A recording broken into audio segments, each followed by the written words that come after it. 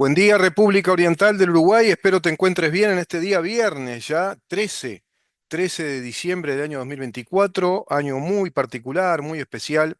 para todos los uruguayos, año electoral,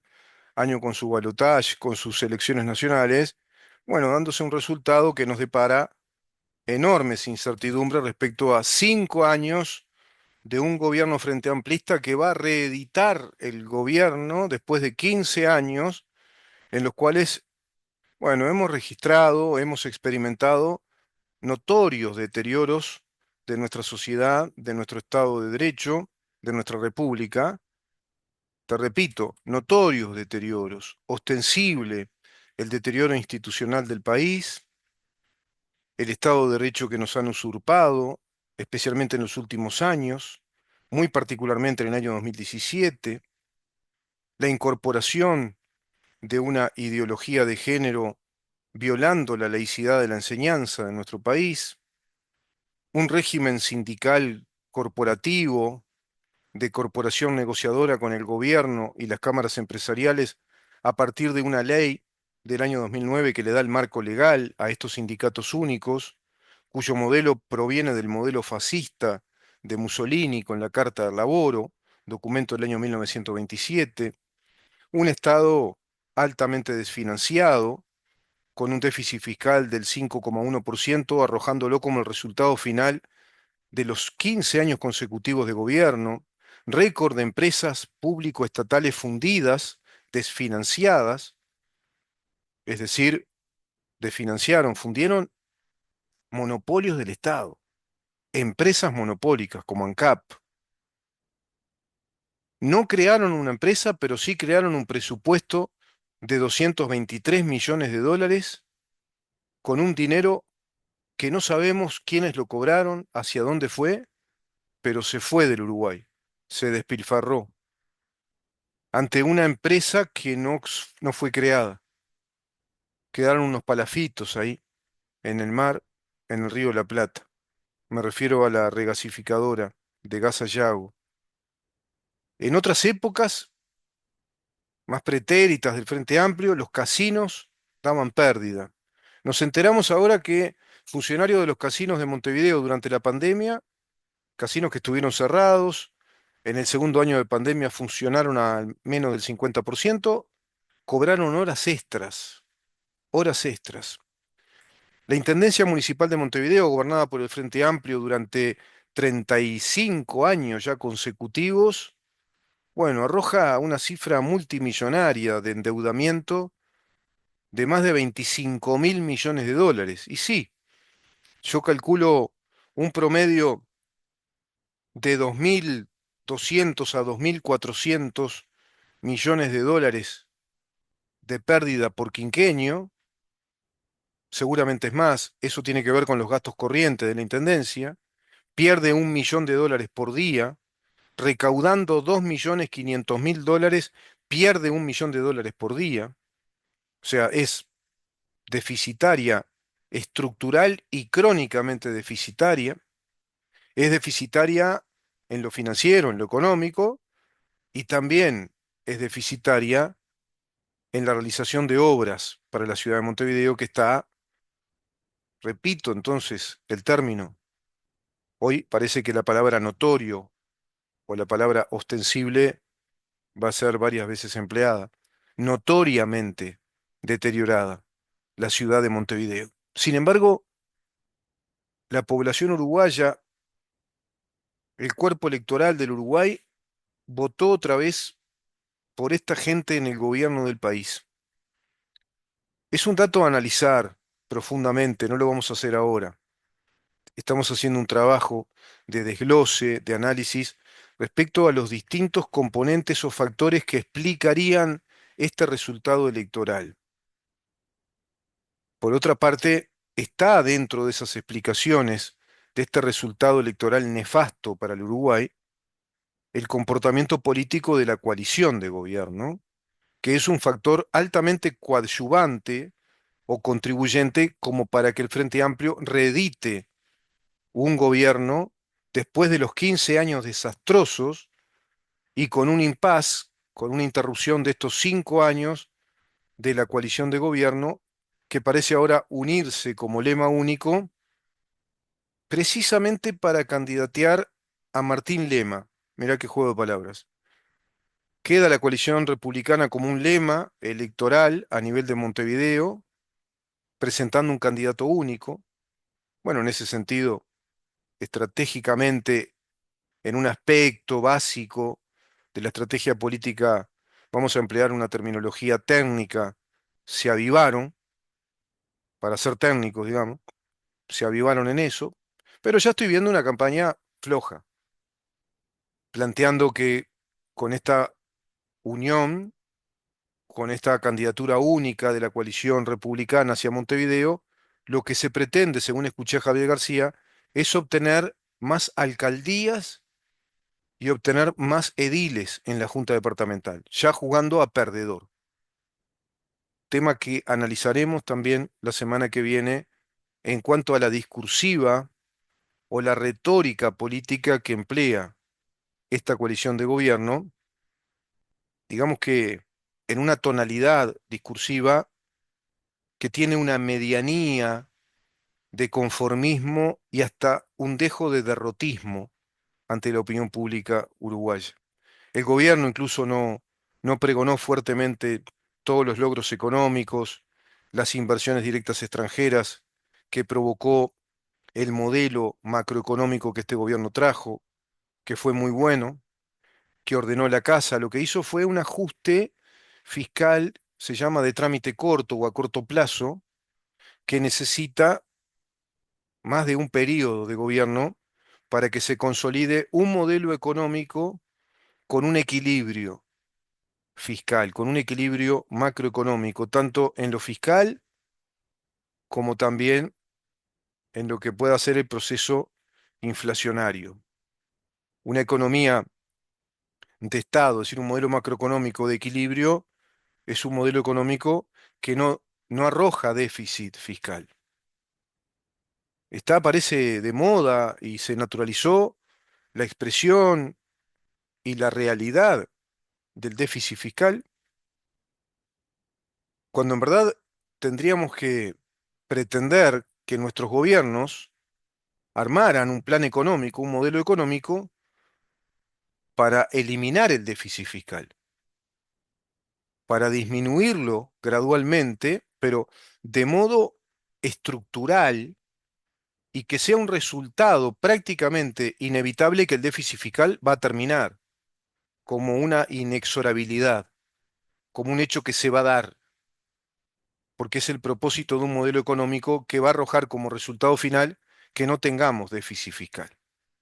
¿Y qué es el déficit fiscal? El déficit fiscal es la relación que hay entre el gasto del Estado y lo que el Estado produce o requiere para funcionar. Ambas cosas. El Estado gasta porque gasta en ministerios, en empleados públicos, en salarios, en incrementos salariales, ajustes salariales, todo eso que negocia con el lobby sindical de los sindicatos únicos del Partido Comunista llamado PIT-CNT, a través de COFE representando a los funcionarios públicos de la Administración Central, a través del sindicato de UTE con los funcionarios de UTE, el sindicato de OCE con los funcionarios de OCE, el sindicato de la enseñanza o los sindicatos de la enseñanza con distintos rubros de la enseñanza, FENAPE, SAFUTU, ADES, el sindicato de ANCAP, FANCAP con el gobierno, y así sucesivamente. Todos esos sindicatos que son únicos, son monopólicos y están estructurados en un marco legal que los configura como una unión corporativa legitimada en la negociación con el gobierno, nos están cogobernando en el modelo macroeconómico del Uruguay. Pero esto viene de larguísimo tiempo atrás, y este gobierno, que a su vez fue apercibido en dos oportunidades por los integrantes de la Organización Internacional del Trabajo, quienes en el año 2023 estuvieron en Uruguay, vinieron personalmente a conversar con el presidente de la República para manifestarle a través de una documentación de la OIT que las quejas de la Cámara Empresarial del Uruguay seguían vigentes, que no se habían desactivado, que la queja permanecía y que evaluando la situación del Uruguay en materia de relaciones laborales y de modelo económico, nuestro país está en la llamada lista negra de los países que tienen un grave componente distorsivo para permitir un modelo de economía en desarrollo o a desarrollar.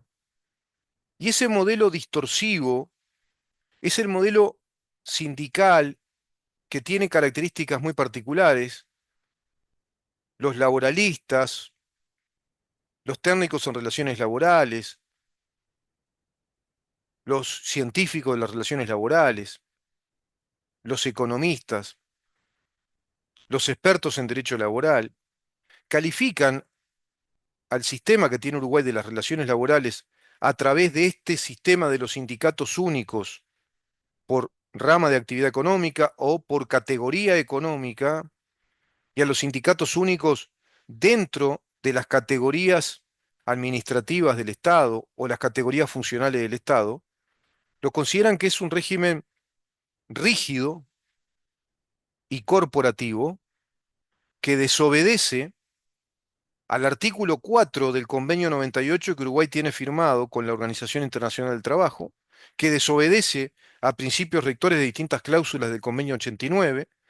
pero fundamentalmente el Convenio 98 en el artículo 4, que formula que el sistema debe estar basado en la libre disposición de la voluntad de las partes en las negociaciones bilaterales entre los empresarios y los sindicalistas y los trabajadores representados por sus líderes sindicales, que debe ser un régimen abierto, que debe obedecer a la pluralidad sindical y a la libre disposición de la voluntad de las partes en materia de negociaciones laborales. Ese régimen flexible, abierto, como corresponde, como así lo indica la Constitución de la República, como así lo indica un régimen ajustado a derecho, no rige en Uruguay. Uruguay tiene un sistema corporativo cerrado donde ha prebendado al sindicalismo organizado en el PIT-CNT, que es nada más y nada menos que el sindicalismo que organiza estratégicamente el Partido Comunista del Uruguay. El Partido Comunista del Uruguay ha formulado para nuestro país, desde la década del 60, concretamente año 1964, la fundación de una Central Nacional de Trabajadores que se va a interrumpir en su rol, en su función, cuando sobreviene la dictadura, dictadura que en el año 84, antes de entregar el gobierno, abre, digamos, al escenario del ejercicio sindical de un plenario intersindical de trabajadores, concretamente de 4 líderes sindicales que van a tomar un importante renombre público y sindical en el Uruguay, entre ellos Richard Reed, Oscar Groba, José de Lía, que ya estaba liderando esa organización, a la que le dieron como nombre Plenario Intersindical de Trabajadores, ya funcionando en 4 grandes empresas en pleno periodo aún de la dictadura. Se negocia eso en el Pacto del Club Naval y una vez que arribamos al primer acto electoral con el renacimiento de nuestra democracia, presidencia del doctor Julio María Sanguinetti, se instala prontamente el régimen corporativo de los consejos de salarios a través de una nueva organización sindical que es nada más y nada menos que la fusión de las viejas CNT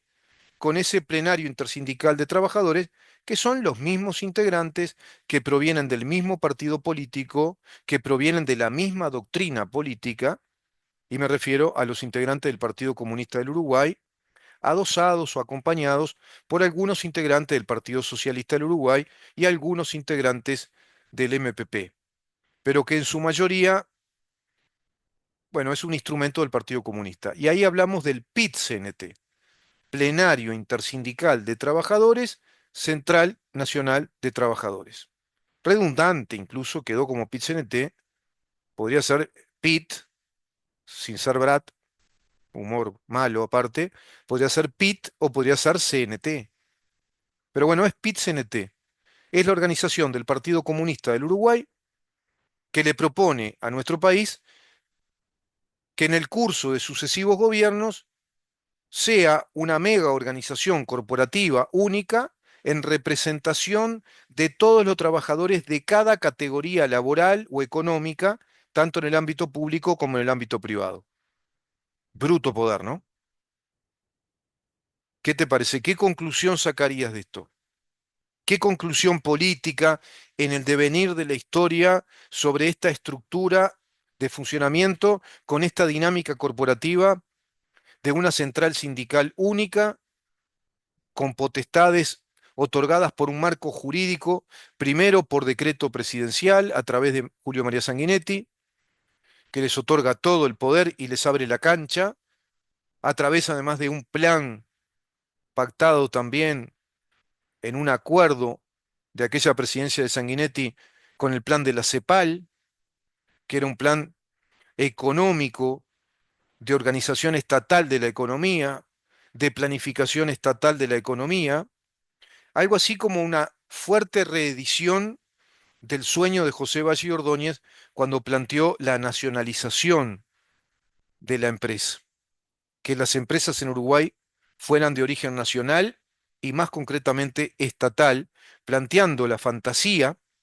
el relato fantástico o la fantasía política de que las empresas, si eran nacionales, traducido, si eran del Estado, si eran empresas estatales, eran las empresas de todos los uruguayos. Una abstracción, una entelequia, algo que no tiene razón de ser, propio de un hombre que no entendió nada de economía. A la luz de la historia, y según estudios profundos como el del doctor Ramón Díaz, según estudios profundos que hizo en su momento José Enrique Rodó con aquel fantástico libro de Jacobinos, el jacobinismo y el liberalismo en el Uruguay, con las críticas editoriales del doctor Bustamante, las críticas del doctor Manini Ríos, que incluso se llevó bien cuando el exilio de José Valle Ordóñez, mostraban a las claras esa batalla cultural, esa guerra entre un modelo estatista, colectivizador y nacionalizador del modelo económico, fuertemente proteccionista, con un modelo liberal, con un modelo abierto de economía de mercado, de estímulo a las inversiones. Hoy estamos hablando de lo mismo. Hoy estamos hablando exactamente de lo mismo. Estamos hablando de un concepto de renta universal, estamos hablando de un concepto de renta en el salario, con un impuesto a la renta salarial, como lo planteó José Valle Ordóñez. Estamos hablando de monopolios estatales, estamos hablando del cobijo de los sindicatos, que en su mayoría son patoteros, exigentes, de líderes sindicales que se profesionalizan en esa tarea política que desnaturaliza, porque trasciende la actividad sindical, el rol sindical. El rol sindical, según lo formula nuestra Constitución, según lo formula el Convenio 98 que Uruguay firmó, es un rol muy específico. Los sindicatos son una organización de trabajadores más o menos organizada, más o menos espontánea, a los efectos de proteger y defender los intereses en común que tienen esos trabajadores e inclusive de defender o negociar los intereses en común que tienen esos trabajadores con la propia empresa que los emplea en cuanto a la necesidad de que esa empresa sea sustentable y les permita esa perdurabilidad del trabajo y de la calidad del trabajo precisamente a lo largo del tiempo. Eso es la sustentabilidad. Que ese trabajo les permita una vida digna, les permita un proyecto de vida. Bueno, todo eso se ha desnaturalizado en Uruguay a través de una mega organización política, ideológica, con el ropaje de la actividad sindical, pero que en verdad ejerce una fuerte presión política, ideológica, a todo el sistema político uruguayo y ha colonizado al Estado uruguayo, dado que una gran parte de los funcionarios públicos son en verdad militantes del Partido Comunista integrados a los sindicatos únicos que cogobiernan con los gobiernos de nuestro país. Y a su vez negocian ese cogobierno con las empresas a través de la Cámara Empresarial. Por lo tanto, a partir de la presidencia de Sanguinetti, Uruguay queda digamos, confinado en un modelo corporativo de negociaciones profesionales y el ejercicio de la política nacional pasa a ser el ejercicio de tres grandes corporaciones con profesionales de las mediaciones,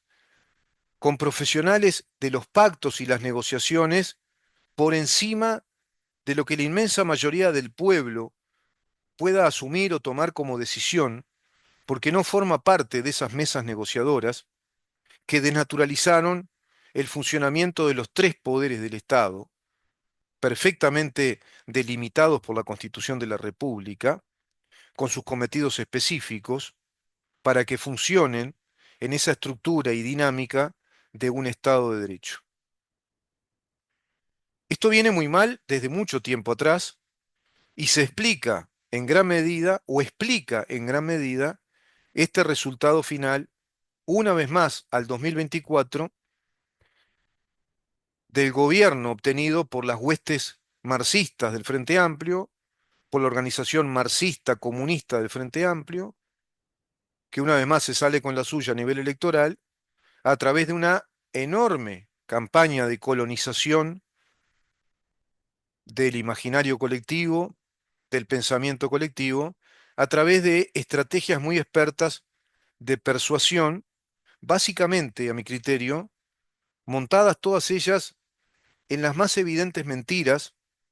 pero mentiras que son muy efectivas a la hora de imponerlas en un relato persuasivo, en un entrenamiento retórico, discursivo, que a una gran parte de la población uruguaya le puede penetrar, porque está desprotegida, dado que no tiene los elementos de juicio necesarios para entender directamente la temática que se está desarrollando. No entienden de lo que se está hablando porque los colonizaron a los efectos de que naturalicen todo esto que acabo de decir, que naturalicen a un estado corporativo de profesionales corporativos de negociación. Y las corporaciones,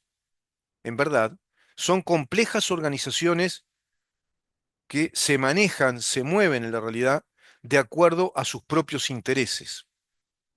Las corporaciones son complejas organizaciones que integran a muchas personas y tienen un fin, tienen un propósito, que es el beneficio de esa corporación para que esa corporación sea sustentable, subsista. Por ejemplo, la corporación PIT-CNT, la corporación Partido Comunista del Uruguay, camuflado en el PIT-CNT, la corporación Cámara Empresarial y las principales empresas del país y extranjeras que están, digamos, sometidas a estos círculos corporativos de negociación, porque Uruguay plantea este modelo rígido que le sanciona la OIT desde los sucesivos gobiernos, porque los sucesivos gobiernos, entre comillas, representando a nuestro Estado, permiten este modelo corporativo. Si sobreviniera un gobierno que ordenara la casa, pusiera las cosas en su lugar, le pusiera todos los puntos a las IES y dijera, no, señores, el Estado de Derecho uruguayo no funciona de esta manera, todo esto es gravemente inconstitucional y está perjudicando gravemente el futuro económico y la posibilidad de una sociedad de desarrollo, así que venimos a ordenar la casa como la Constitución manda. El ejemplo lo tenemos al lado, en el país hermano, que está desmantelando también todo ese complejo sistema corporativo, ese modelo corporativo de negociaciones que se hace cupular, se hace de altas esferas de negociadores profesionales que van creando incluso oligarquías, como han creado las oligarquías sindicales en Argentina. Le llaman los oligarcas sindicales. Son líderes sindicales que hace 25, 30, 35 años detentan el liderazgo de sindicatos únicos a través de la CGT, por ejemplo. En Uruguay pasa exactamente lo mismo. Tenemos líderes sindicales que tienen una antigüedad de 18, 20, 20 y pico de años. Otros ya no las tienen porque murieron por efectos naturales del tiempo. Otros porque en esas épocas eran jovencitos y recién empezaban. Y hoy ya tienen un récord de 18, 20 años. Todas estas caras conocidas que hablan los cotidianos disparates que me permiten a mí decir ese adagio ya de este programa: mañana será otro día, pero con el comunismo de siempre. Uruguay es eso. Uruguay amanecemos todos los días con un día distinto, pero con el comunismo de siempre, porque no se desmanteló este sistema corporativo desde la estructura corporativa sindical que beneficia y va prebendando, es decir, le va otorgando privilegios muy aventajados, muy particulares a todos los integrantes del Partido Comunista que se profesionalizan en la actividad sindical, te repito, actividad política, en verdad, que desarrolla en distintos contextos actividades que son antisindicales y que además son inconstitucionales. Por ende, un modelo de desarrollo no obedece a este modelo de país corporativo,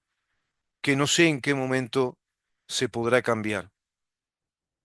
No sé en qué momento surgirá un movimiento, un aparato político con una densidad doctrinaria importante,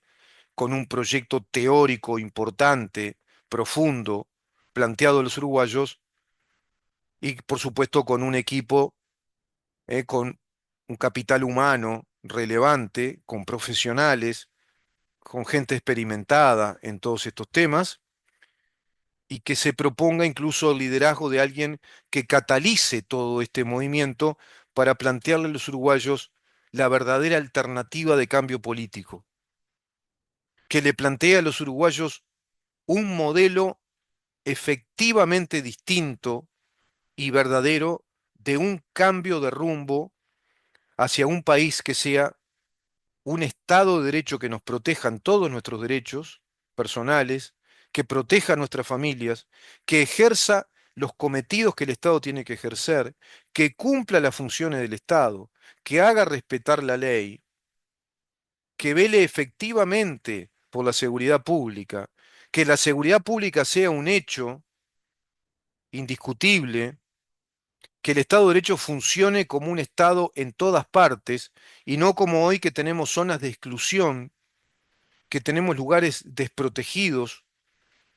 que tenemos una policía disfuncional porque hay un régimen de fiscalías que la hace disfuncional, que genera incertidumbres, que desarrolla un territorio fiscal de inestabilidades, esas incertidumbres propias de la especialidad fiscal que concentra mucho poder en la discrecionalidad de cada fiscal, porque son los fiscales los únicos que pueden ordenar una investigación policial si acaso hay el drama social del delito, de la delincuencia organizada, de la narcodelincuencia. Son los fiscales los que determinan, tienen la potestad monopólica, tienen la especialidad para determinar operaciones policiales. La policía por sí sola no puede hacer nada. A la policía se le pueden radicar denuncias, se va a la comisaría, se denuncia el delito, se lleva toda la carga probatoria, toda la que haya. La policía preceptivamente debe radicar la denuncia en fiscalía o en un tribunal, perdón, o en un juzgado de instrucción. Pero conviene ir directamente a la fiscalía, ir a flagrancia, por ejemplo.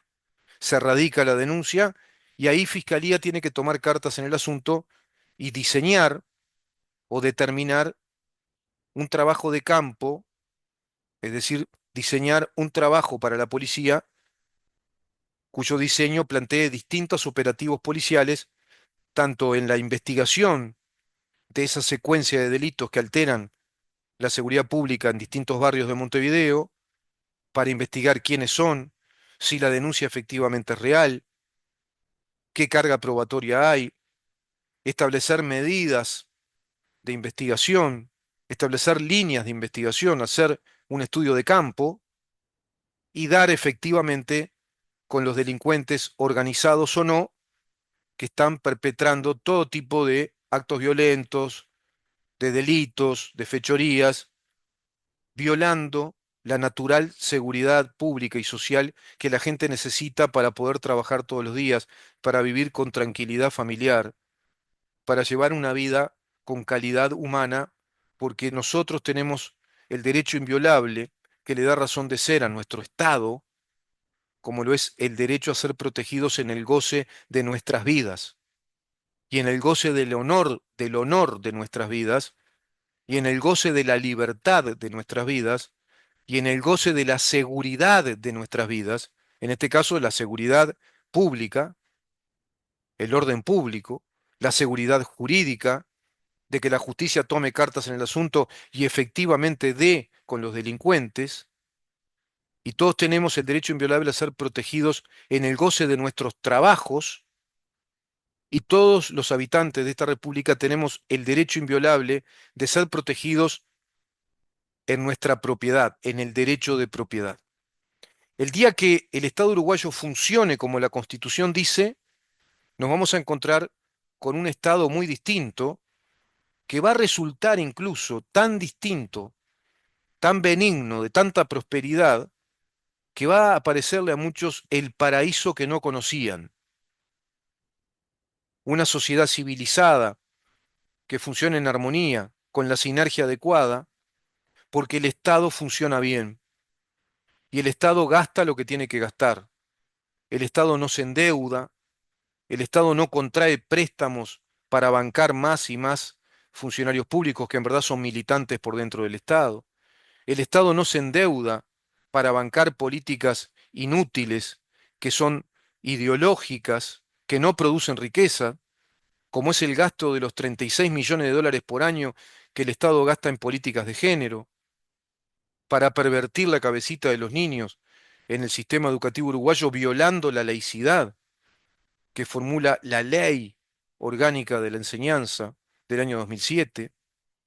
Hay mucha tela para cortar.